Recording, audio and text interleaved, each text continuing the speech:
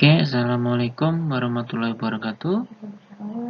Berjumpa lagi dengan saya, Muhammad Rizalul Bidin, guru bahasa Indonesia kalian.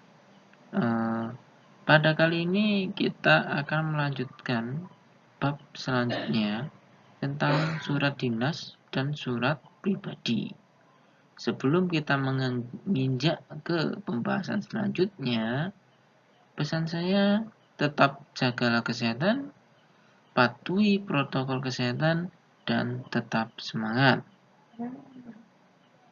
Dan tidak lupa bahwa kalian harus tahu bahwa kita harus senantiasa belajar meskipun kita tahu bahwa kalian juga menempuh pendidikan di pondok. Saya tahu karena itu semua sangat berat, tapi kita harus tetap jaga kefokusan kita agar kita bisa menyerap pelajaran dengan baik. Jangan sampai mengantuk, jangan sampai tidak bisa menyerap pelajaran dengan baik.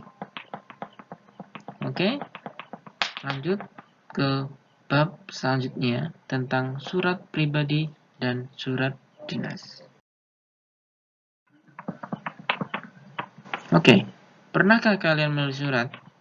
Saya yakin kebanyakan dari kalian pernah menulis surat, baik itu surat pribadi ataupun surat dinas. Nah, pada pertemuan ini kita akan membahas itu lebih dalam lagi. Oke. Surat pribadi itu sebuah bentuk komunikasi tulis yang dilakukan oleh seseorang kepada orang lain sebagai pribadi, bukan dari atas nama lembaga atau wakil urusan yang berkaitan dengan kedinasan, kelembagaan, atau hal-hal yang resmi. Surat pribadi ini, jika kita lihat secara keseluruhan, secara pendek kata, itu pengertiannya adalah bentuk komunikasi antara orang pertama dan orang kedua. Surat pribadi ini memiliki unsur tanggal surat, alamat surat, pembuka surat, pendahuluan, isi dan penutup surat, serta nama pengirim surat atau juga tanda tangan. Kebanyakan dalam surat pribadi, dia menekankan tentang isi yang berkaitan dengan masalah pribadi, menanyakan kabar, keperluan pribadi, dan tujuan komunikasi pribadi yang lain. Secara garis besar, isinya berisi tentang keluh kesah pribadi seseorang. Nah, itu inti dari surat pribadi. Selanjutnya kita menginjak ke dalam surat dinas. Surat dinas ini adalah sebuah surat yang ditulis dalam situasi formal dan untuk kepentingan formal. Surat ini dapat ditulis oleh pribadi atau atas nama suatu lembaga. Dalam surat dinas ternyata memiliki banyak struktur. Yang pertama, itu terdapat kop surat. Yang kedua, ada nomor surat, ada tanggal surat, ada lampiran, ada perihal, ada alamat surat, salam pembuka, isi surat, paragraf penutup, nama dan tanda tangan pihak yang berbuat surat, serta nama dan tanda tangan penulis surat.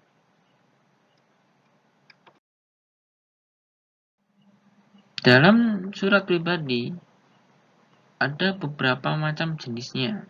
Yang pertama, surat pribadi bersifat kedinasan setengah resmi.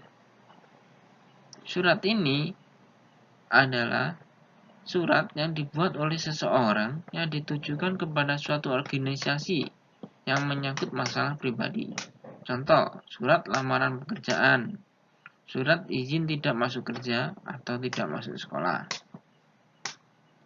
Dan yang kedua, surat pribadi bersifat kekeluargaan. Surat yang dibuat oleh seseorang dan ditujukan kepada orang lain yang isinya biasanya bersifat kekeluargaan. Contoh, surat anak kepada orang tua, surat ucapan selamat, surat undangan pernikahan, dan lain sebagainya. Lanjut. Dalam jenis surat dinas, yang pertama adalah surat undangan. Ini berfungsi untuk mengundang seseorang dalam kepentingan tertentu. Contoh, surat undangan wawancara kerja, undangan pegawai. Dan yang kedua, surat edaran. Pesan tertulis yang ditujukan pada kelompok atau kalangan tertentu dengan memberitahukan suatu hal atau kegiatan. Contoh surat edaran pembentukan panitia, pengumuman liburan ujian sekolah. Nomor 3, surat pemberitahuan. Sama halnya dengan surat edaran, yaitu surat yang berisi pemberitahuan yang ditujukan kepada orang tertentu. Contoh surat pemberitahuan dari sekolah untuk wali murid.